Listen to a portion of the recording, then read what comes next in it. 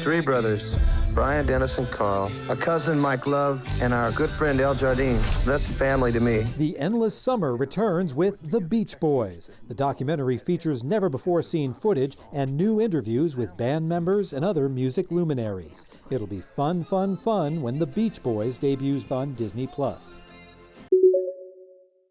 La Fiscalía de Venezuela anunció la detención del exministro del Petróleo Tarek El Aissami, acusado de corrupción y de liderar una supuesta red para atentar contra el sistema económico del país. El Aissami había renunciado a su cargo como ministro del Petróleo el año pasado, luego de que la Fiscalía detuviera a 54 personas por un multimillonario desfalco a la empresa estatal PDVSA. Sin embargo, desde ese momento hasta hoy se desconocía su paradero. El Aissami ocupó altos cargos en los gobiernos del fallecido presidente Hugo Chávez y del actual mandatario Nicolás Maduro. El fiscal general de Venezuela dijo que en las próximas horas habrá nuevos arrestos por este mismo caso y anunció que se libraron otras 17 órdenes de captura.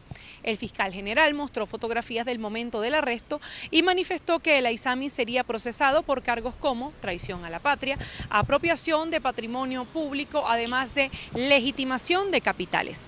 Según la versión del fiscal Tarek William Saab, el Aissami se hacía con dinero del Estado, producto de la venta del petróleo a otras naciones a través del uso de criptomonedas. Tarek El Aissami había sido sancionado por el gobierno de los Estados Unidos en el año 2017 por supuestos vínculos con el narcotráfico. Desde Caracas, Venezuela, les informa Adriana Núñez, Rabascal de La Voz de América para Tele Aruba.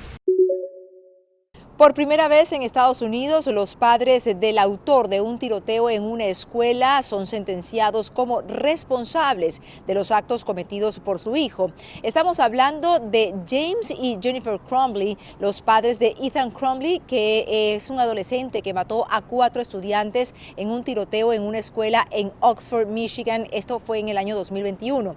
Ambos fueron sentenciados a entre 10 y 15 años de prisión respectivamente, esto semanas después de haber sido declarados culpables de homicidio involuntario.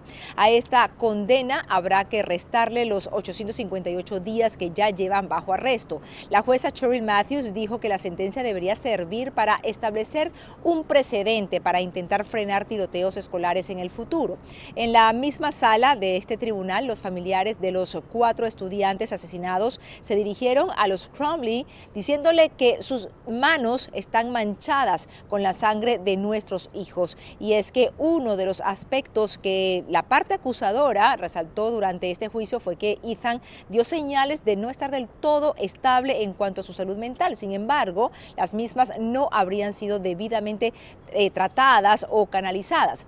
Por su parte, los Crumbley comenzaron sus declaraciones disculpándose por lo ocurrido, señalando que no pueden imaginar el dolor que sienten los familiares de estas 4 víctimas asesinadas en noviembre del año 2021. Desde Washington les informó Natalí Salas Guaitero de La Voz de América para Tele Aruba.